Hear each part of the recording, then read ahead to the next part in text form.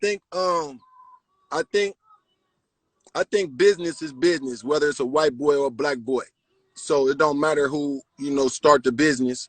If they could bring something that nobody else didn't bring, then I think it's fair. I think it's fair. They try to make me look crazy, nigga, on their platform. They try to make me look crazy with them crazy screenshots. I see your interview. Yup, I did the interview and shit, and they try to capitalize off the controversy with my name, but knowing that I'm a real motherfucking factor in the Bay. See, that's the part about it. They can say what they want about me. JT already laid the groundwork, the blueprint, the bricks that niggas is walking on the street. Yeah. I'm part of the bricks that every nigga from the Bay right now walking on. I'm part of the bricks. So I'm part of the concrete. So therefore, you can never take me away from the concrete. They can say what they want, but one thing I ain't doped out. I ain't broke. I ain't no snitch. I ain't no bitch. And I'm still making headlines right now, way across the world. So at the end of the day, I'm happy with what God blessed me to do. Hey, hit a slam. I see you, my nigga. Hey, jackhammer shit.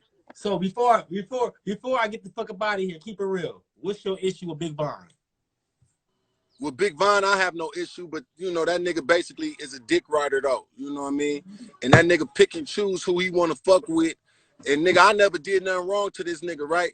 But that nigga never supported my shit. That nigga always shot my shit down. So that's just me as an artist. Fuck him. That's it. It ain't no personal beef. It ain't no smoke like it's drama. It's just that a nigga like him, he got in a position of power. And a lot of times we hate niggas when they get in position of power. So I don't want to be on that list of like, oh, I hate Big Von or something like that. But when a nigga got the power, he got to understand, nigga, certain niggas, the legends, you got to support your legends, nigga. When you was in high school, Big Von, nigga, we was the niggas, period. And in that San Quinn little shit between me and San Quinn, that nigga got in between our shit. And that nigga started pushing the Quinn shit, which is cool. But the nigga had a chance to push my shit too. He didn't choose to do that, and that's okay. See, that's one thing I want every young nigga on here to learn. I want young niggas to learn this. Don't be mad if niggas don't help you. Don't be mad if a nigga don't push your shit. Just find another way around it and still become what you trying to become. Then his name came up earlier in my other line because I was saying, fuck that nigga based on how he dealt with me. Mm-hmm. It's just a personal, my life, Camille helped change my life though. Camille, shout out to Chewy Gomez and them, you know what I mean?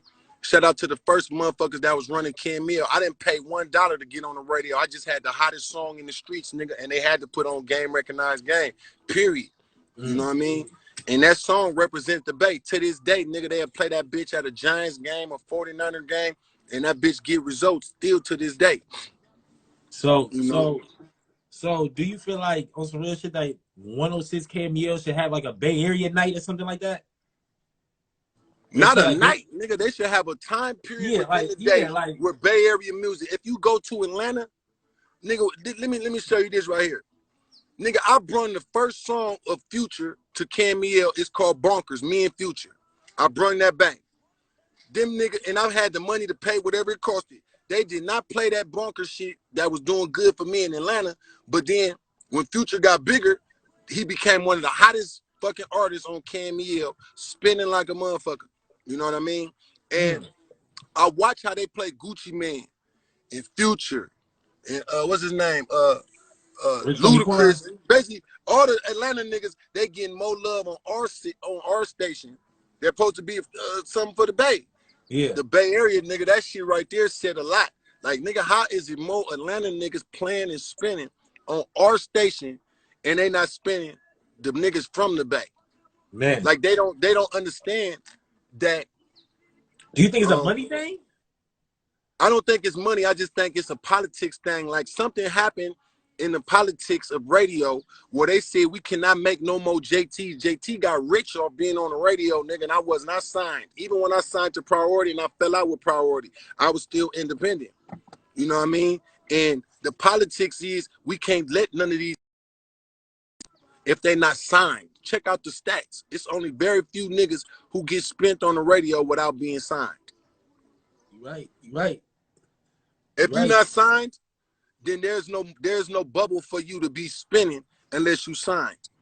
Yes, they are getting paid. They get paid to play these niggas, and you know it's politics.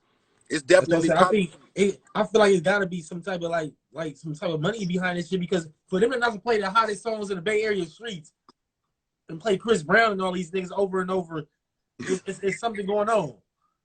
It's a money thing, bro. It's a money thing. It's definitely a money thing. Even though paying for radio spins is illegal, the feds will pick you up. The feds will pick up a DJ. They'll arrest the program director if they get caught accepting money to be played.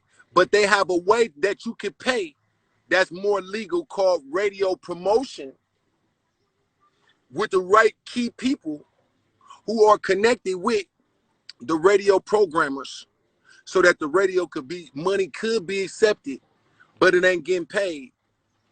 It's not paying the radio though. You can't pay the radio, but you could pay a third party person that is connected with the radio that can get it pushed through.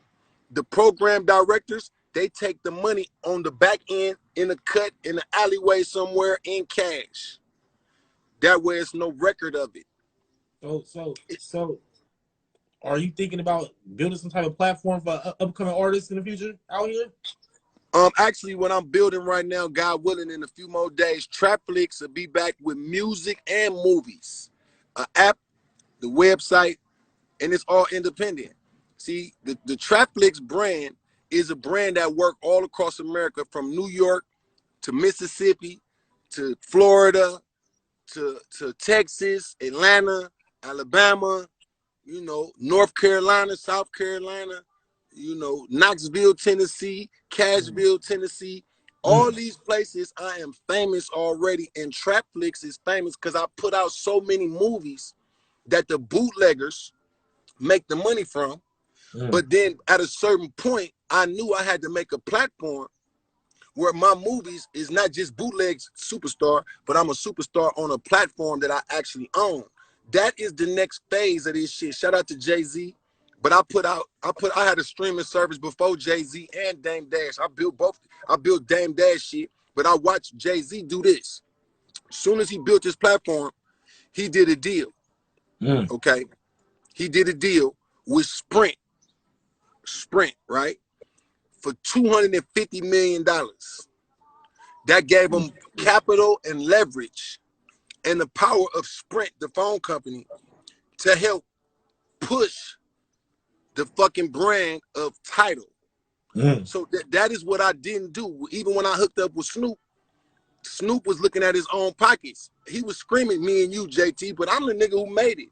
But when Snoop registered Trapflix prematurely, without having no contract with me, and then made a company without my name even being on a company that he registered that's still my company, I own the trademark. I own the website. I own the movies. Me and Snoop did a couple movies. He just made a big mistake and got sued. That slowed down my progress as Trapflix. But I started and got buzzing without Snoop.